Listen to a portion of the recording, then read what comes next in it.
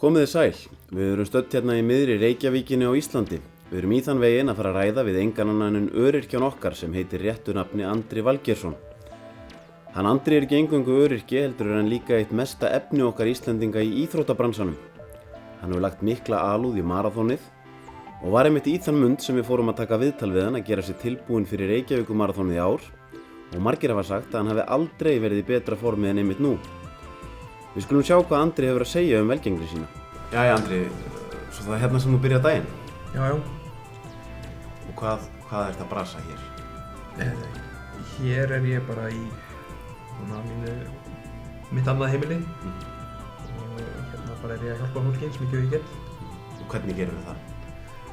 Það er aðalega bara með upplýsingum og öðru. Og oft gaman að taka svona íþróttina með inn í það. Reyna svona að samtvinna þetta svolítið sko. Það er svolítið gaman svona þegar ég frítíma. Og hérna, ég er bara mest hérna og að æfa. Það er bóðilega lítill tími fyrir annað. Og hvernig fer það því? Það er bara, ég reyna að hvetja fólk áfram til þess að gera þetta eins og ég ger í íþróttunum og hérna. Ég tek svona, ýmsa aðra hóla á það. Ég veit ekki smá svona lindamál, þannig ég veit ekki alveg að koma með trade secret hérna sko. Herðan Andri Valgeirs, hann hefur kennt mér mjög margt og á mikinn þátt í mínum árangur sem íþróttamanni og sérstaklega öllum titlunum því ég hef lært mikið af þessum manni og hann alltaf var frábær íþróttamaður og bara tæknin og stíllinn og svona, það gerði mér mjög gott. En nú veit ég úr hógvær maður en fólk talar það að formið á þér hafi aldrei verið betri en einmitt núna. Já, ég bara vil taka stífu mataræði og mikilli hreyfingu. En hvernig er endalaust þetta að bæta sig? Það hefur nú verið að ná mjög góðum árangri. Já, ég held nú að maður getur alveg bætt sig bara þangað til að maður hættir sko. Það er ekki að láta neitt annað stoppa með allavega. Jú, Andri, ég kynnist Andra fyrst hérna bara stuttu eftir ég byrja að hlaupa og hann, eins og ég segi, er búinn að vera þessi fyrirmynd svona þar sem ég er búinn að reyna, hann er sá sem ég er búinn að reyna að ná. En það er bara hægara sagt en gert, þetta er svo áreynslulaust hjá honum og hann einhvern veginn, hann hefur ekkert fyrir þessu og meðan maður er að ströggla þvílíkt á æfingum þá finnst mér oft bara stórmerkilegt að líta hliðina á mér og það er Andri á fullri ferð og eins og hann hafi ekkert fyrir þessu. En allar þessar greinar og öll þessi afrek, þú lítur að hafa unnið einhverja bikara og ég sé hérna líka viðurkenningarskjal. Já, ég er nú með meira heima sko. Það er bara svona eitt. Þetta er nú samt viðurkenningarskjal, ekki? Jú, hefur þú séð headsetið mitt? Headsetið? Já, þetta er Jabra, Noregi sko. Mjög gott sko, alveg heyrist alveg stereo, þetta sé bara öðrum megin sko. Andri er auðvitað magnaður íþróttamaður og mikil fyrirmynd fyrir alla. Hann hefur lagt mikið á sig og náð miklum árangri og það er auðvitað til mikilla fyrirmyndar. En kvenhylli? En eins og þú hljóta mikilla kvenhylli? Nei. Jú, djók. Auðvitað. Eru þær bara allar undan þér? Já, það kemur fyrir og maður svona, ég vil nú ekki láta það trufla mig, mínar æfingar. Ég vil bara reyna að æfa sem mest og ég teki bara seinna þegar ég er gamall. Þú heldur fókus? Já, alveg potið sko. Hann Andri er náttúrulega sjóðheitur og bara þvílíkur gaur sko. Og ef ég var ekki fyrir sama kyni þá var hann klálega inn í myndinni á mér. Bíddu, hvað ertu að segja eiginlega? Ég meina, finnst þér ekki það sama? Já, ég meina, jú, mér finnst það svo sem alveg samanlega sko.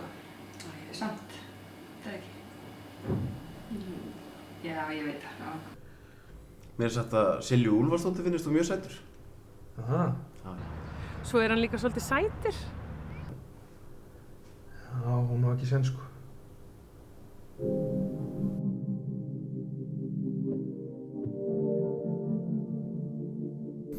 Jæja Andri, það er hér sem allt gerist, eða ekki? Jú, hér smíða ég við hana. hvernig gengur venjulegur dagur fyrir sig í æfingum hjá afreksmanni? Ég byrja eldsnemma mótnana, svona 6-7 eitthvað svoleiðis og tek þá ýmsar æfingar eins og bara hlaup og stangastökk og kúluvarp og þannig. Ég er svona ágætur í því, reyni ofta að halda mig við Íslandsmetið sko.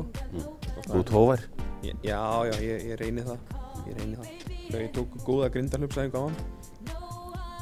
Svo tek ég mér hádegismat svona rétt fyrir hádegi og byrja svo aftur eftir hádegi að taka svona mjög svipað. Tek líka svona rólegri æfingar eins og jóga og súluform sko, alveg góður í því sko. Og verður aldrei þreyttur? Nei, ég svona hleð mig bara reglulega og það er bara mjög gott að geta gert það. En nú þegar þú ert að æfa það hljóta að slaðast áhorfendur inn. Jú, það gerist alveg sko, það er alveg nóg pláss hérna, svo sem, æfingum. En stundum verða gæjarnir hérna í afgreiðslunni að biðja fólk að fara sko. Það truflar líka stundum svolítið mikið. Andri, mér finnst hann náttúrulega bara frábær fyrirmynd, hrikalega flottur strákur og leysir öll sín verkefni 100% og er bara mikil hvatning fyrir allt íþróttafólk. Hefur staðið sig frábærlega og bara stórkostlegur maður í alla staði. Þegar þú ert að skara fram úr á svona mörgum sviðum þá lítur að verða hvatning fyrir aðra. Er það ekkert of mikil ábyrgð stundum? Jú, maður bara reynir að standa sig vel og vera fyrirmynd og þá og reyna bara að kenna fólki í gegnum mín afrek. Það er rosalega gaman að geta gert það. Það eru margir sem að leita eftir hvatningu frá þér, eða ekki? Jú, það er alveg slatti. Og ég get ekkert verið með síma lengur. Það er bara, ég er bara með mann sem svarar í síma fyrir mig. Og ég reyni að grípa kannski tölvupóstana einu sinni í viku eitthvað svoleiðis. Já, það er þessi. Talandi það, þú lítur að vera sóst í starfskrafta. Jú, hann Siggi, kvennalandsliðsþjálfari, hringdi mig daginn og vildi fá mig út á EM með þjálfari hlaupinu sko. Það er ekki alveg að standa sig nógu vel í því. Já, ég held að ef við hefum haft Andra til dæmis með okkur í lokakeppninu í Evrópumótinu þá hefðu pottþétt farið minnstakosti í úrslitaleikinn. Það er bara svo mikið hvatning og stemming sem myndast í kringum hann og hann er bara svo stórkostlegur karakter að hann hefði verið þessi ekstra maður sem við höfum þurft í lið okkar til þess að koma því alla leið og ég reyndi mikið að fá hann bara var svo upptekinn og en vonandi kemst það með okkur næst. Þú veist, hefur komist miklu lengra á EM ef hann hefur verið með sko. Já, við fundum það alveg úti. Við þurftum alveg á hann að halda og við töluðum mikið að stelpurnar að það er gott að hafa hann. Hann er bara einstakur. Hann bara gefur bara því að vera til staðar sko. Það bara gefur hann ótrúlega mikið. Hann er náttúrulega bara gríðarlegur yfirmaður og smitar af sér. Það hefur munið síðuna sko. Ég er alveg samfæðan. Ég bara því miður hafði ekki tíma. Ég er bara fullu núna í æfingum fyrir maraþonið og gat ekki komist út og er alveg fullviss á því að þær hefðu komist lengra hefði ég verið með þeim úti sko. Við hjá FH við vildum endilega fá Andra Valgeirs til starfa hjá okkur. Við leggjum mikið upp á því að fá bestu þjálfarana til okkar og hann algjörlega efstur í flokki varðandi tækni og stíl og svolítið dýr fyrir budduna og við erum svona að reyna að greiða á þeim flækjum en vonandi bara að reddast það. Við viljum endilega fá hann í FH.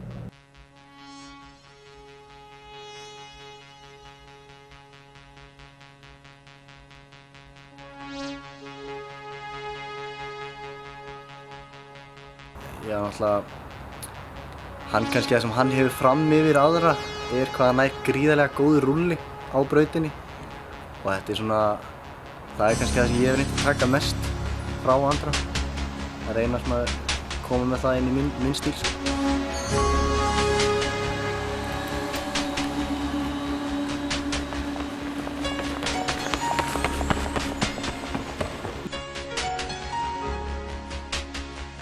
Hann var alltaf kennt mér margt. Hann sagði mér að það er gríðarlega mikilvægt að hlaða alltaf batterín vel eftir hlaup og hann er algjör sérfræðingur í því og reyni tíminn sem það tekur hans að jafna sig eftir æfingar er í rauninni bara ótrúlegur.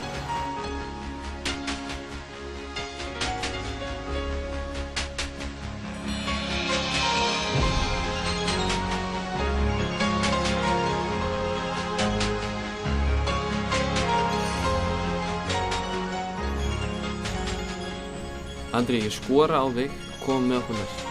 Þú ert maður sem mun skipta megin máli fyrir.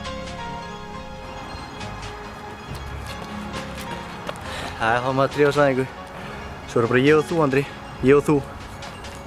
Þá kveðjum við öryrkjan okkar hann Andra Valgeirsson og þökkum honum fyrir gott spjall. Þó við vitum að hann eigi eftir að rúlla upp Reykjavíkurmaraþoninu, viljum við engu að síður óska honum góðs gengis.